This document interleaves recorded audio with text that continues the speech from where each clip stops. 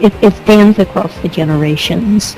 I agree with what Raya said. It spans across generations like that. I mean, when Pokemon, I think, was in its third year, something around there in America, that's when, oh man, I don't remember how old I was, but it was getting to the point where if I said anything about it, I was getting made fun of. But here's the thing.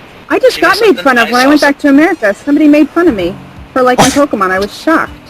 I was shocked. One of my friends is like, "Oh, here comes Jen, the Pokemon." I mean, that never happened. Is that normal? Well, I think for some people, like 3 years after Pokemon came out, Pokemon, like around when Gold and Silver came out, it was so popular that you either loved it or you hated it. So, if you demonstrated a like for Pokemon, then you were probably going to get trouble from anybody who didn't really care for it. But now it's gotten to the point where Pokemon is kind of mainstream and, nobody really cares either way. I mean, if you like it, well, they sell stuff fine. in Hot Topic too. So many people like it. If you don't like it, nobody really cares. It's not something that people make an issue about. Now with me, Pokemon came out when I was like 10 years old, and pretty much everybody liked it in school. And I remember when I would go to school, everybody would be talking about it, talking about the video games, talking about the TV show. So I don't really remember how I got into it. I think I just watched it one day on TV. I saw one of the Sabrina episodes, and I just like fell in love with it. And then I went back to school and I wanted to learn everything about it. But then eventually it got to the point where a lot of kids were bashing it.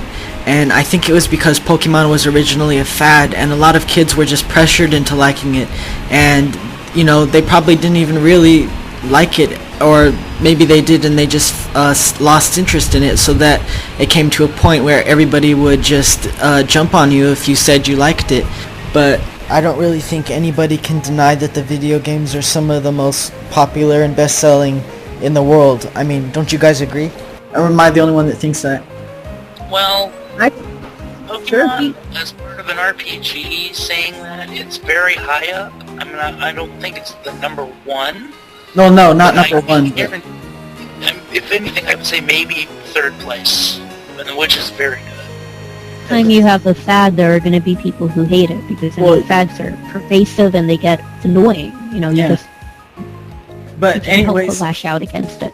in my own experience, I haven't really been made fun of for liking Pokemon. I mean, they called me Pokemon John in high school, and I was pretty open about liking Pokemon, and I think it got me a lot of places. I mean, this is kind of sad, but on my college application, I even talked about my website and how I like Pokemon, and my SAT scores were pretty bad. Well, I mean, they weren't bad, but they were okay, and I think that the essay I wrote on Pokemon helped me get in, so, among other things, of course, but I don't know. You do a good job on the website, and it's definitely something to brag about. Well, But I want to talk some more about the new cards.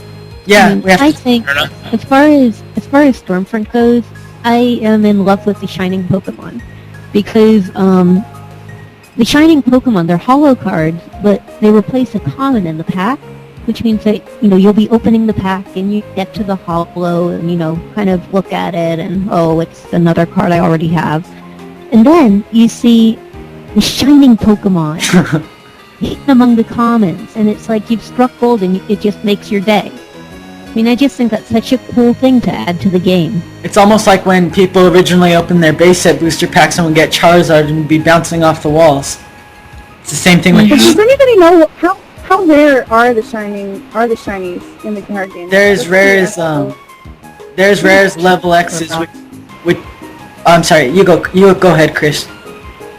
Well, with that, with the rarity issue, I think it's the same rarity as what the card is. Like, I just looked at the Voltorb real quick, and the Voltorb is a common. Yeah, but they're not actually as rare as a common. They're as rare as a level X in a booster box, which means you can either get I think it's like you get 3 really good cards in every box, so you can get a combination of the Charizard line, or a level X, or a Shining Pokemon card. I think it's around that. But do you guys want to talk about Stormfront now, like what you're gonna look forward to, and then we'll talk about Galactic's Conquest? In Stormfront, I'm gonna be seeing, because it's tying in with the the Shaman movie.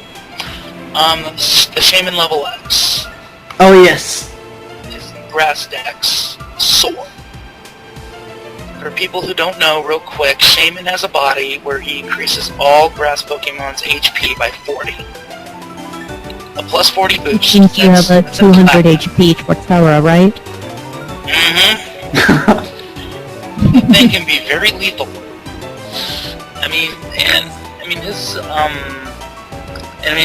His attack is just nuts. I mean, if you have a lot of energy in your hand, this attack will do a lot of damage. How much does it do?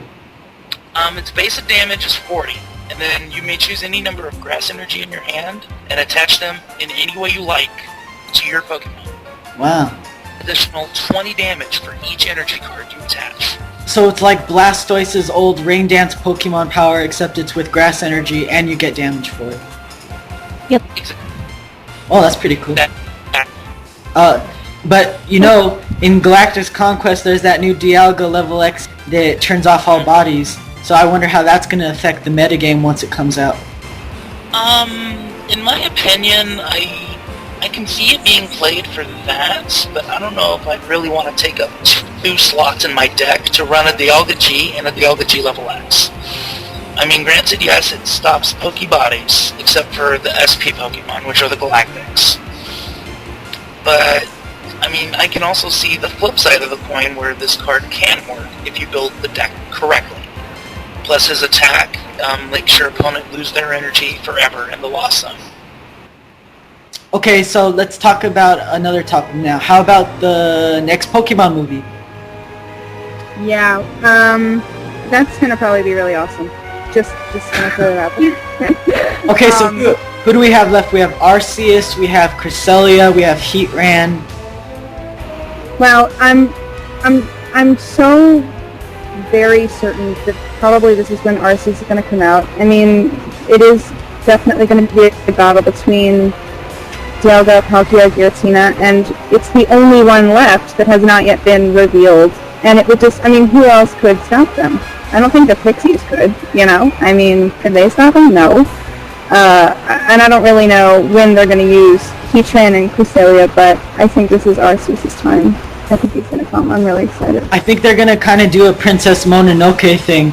They're going to do it. Arceus looks an awful lot like the deer god from Mononoke. Yeah, from Princess Mononoke. Yeah, so it's going to be like, you know how at the end of the movie the deer god kind of just calms down the giant boar and the wolf god? I think it's going to be like that. Arceus is going to step in and calm down all 3 of them. And building up on this is the first time I've actually had like movies that are like an arc. This is a 3 series. This is a 3 series. I mean, cool. This is the first time it's ever. It's awesome. Yeah, it's like the Darkrai movie. They first started out with that whole legend with Goldie saying that Dialga and Palkia would clash somewhere. Then in the Shaman movie, they expanded upon that by saying that Giratina would get involved in the fray. And now that we're gonna have this 3rd movie that's supposed to be like the final showdown. So like you were saying, awesome. Who's gonna calm it down?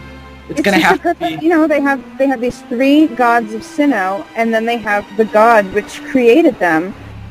It's only a Sinnoh, you know. It's the Sinnoh. You know, it's Arceus. Okay, it's Arceus. I don't know. It's gonna be really cool. I'm really excited, and there's not any information beyond